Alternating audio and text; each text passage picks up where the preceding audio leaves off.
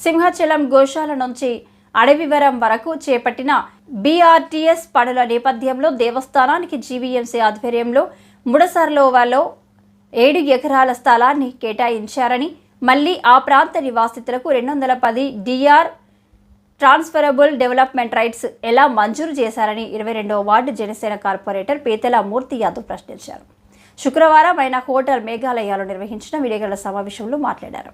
నిబంధనలకు విరుద్ధంగా మంజూరు చేసిన టీడీఆర్లపై విచారణ జరపాలన్నారు. అలాగే జిల్లాలో నాలా బకాయిలు, ఓసీల జారీపై ప్రభుత్వం దృష్టి సారించాలని కోరారు. జీవీఎంసీకి చెందిన వాణిజ్య సముదాయాలు, మార్కెట్లు, దుకాణాలకు సంబంధించి 86 కోట్ల బకాయిలు వసూలు కావాల్సి ఉందని, అయినా బాధ్యులపై ఎందుకు చర్యలు తీసుకోవడం లేదని ప్రశ్నించారు. నగర నడిబొడ్డున ఉన్న ఫుడ్ కోర్టును ఖాళీ చేయించాలని కౌన్సిల్ తీర్మానం చేసినా నేటికి అమలు చేయకపోవడం దారుణమన్నారు. ఇప్పటికైనా జీవీఎంసీలో అవినీతి అధికారులపై కూటమి ప్రభుత్వం చర్యలు తీసుకోవాలని డిమాండ్ చేశారు. అయినా కానీ కూటమి ప్రభుత్వం ఏర్పడినప్పటికీ కూడా జీవీఎంసీ అధికారులు ఇప్పటికీ కూడా అవినీతి అక్రమాలతో వాళ్ళు యథేచ్ఛగా వాళ్ళ యొక్క కార్యక్రమాలు కొనసాగిస్తున్నారంటే అత్యంత దారుణంగా, బాధాకరంగా ఉంది. కొన్ని ఉదాహరణలు విశాఖ నగర ప్రజలకి, రాష్ట్ర ప్రజలకి, రాష్ట్ర ప్రభుత్వానికి కూడా తెలియాల్సిన అవసరం ఉంది కాబట్టి మీకు కొన్ని ఉదాహరణలు చెప్తా ఉన్నాం. ఏదైతే సింహాచలం దేవస్థానం భూములు ఏవైతే శ్రీ వరహాలక్ష్మీ నరసింహస్వామి దేవస్థానం ఆ భూములు ఏవైతే ఉన్నాయో 2010లో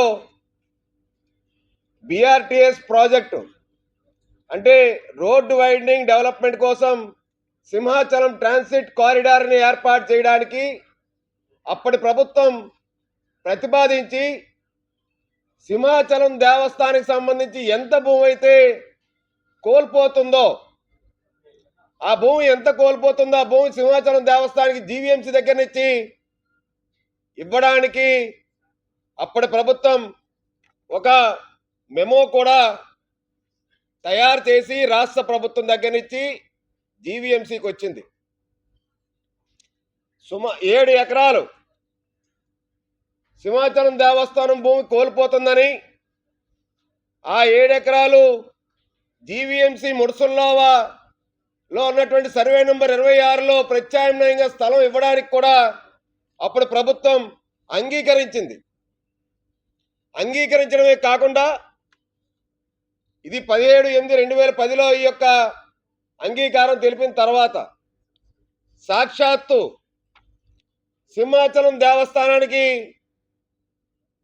ఏదైతే GVMC construction of ground level reservoir and for formation of BRTS road by GVMC ఏదైతే అప్పటి కమిషనర్ యొక్క ప్రతిపాదన మేరకు ఏదైతే ఆ భూమి 7 ఎకరాల భూమి ముడసల్లో ఉన్నటువంటి 7 ఎకరాల భూమి సింహాచలం దేవస్థానానికి ప్రత్యామ్నాయంగా ఇచ్చేసినటువంటి డెలివరీ డాక్యుమెంట్ ఇది.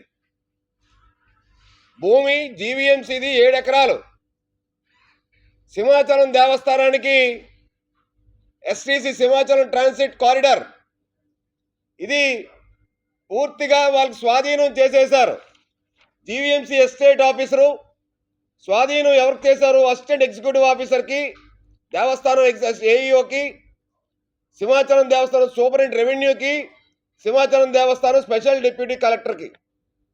సర్వే నెంబర్ 26Pలో 35 సెంట్లు ఒక దగ్గర, 26Pలో 70 సెంట్లు ఒక దగ్గర, 26Pలో 3 ఎకరాలు 30 సెంట్లు ఒక దగ్గర, 26Pలో 2 ఎకరాలు 60 సెంట్లు అంటే 7 ఎకరాలు సింహాచలం దేవస్థానం భూమికి బీఆర్టీఎస్ రోడ్లో ఏదైతే యాజమాన్య హక్కులు ఉన్నటువంటి దేవస్థానానికి ఆ భూమి ఆనాడే బదలాయించింది.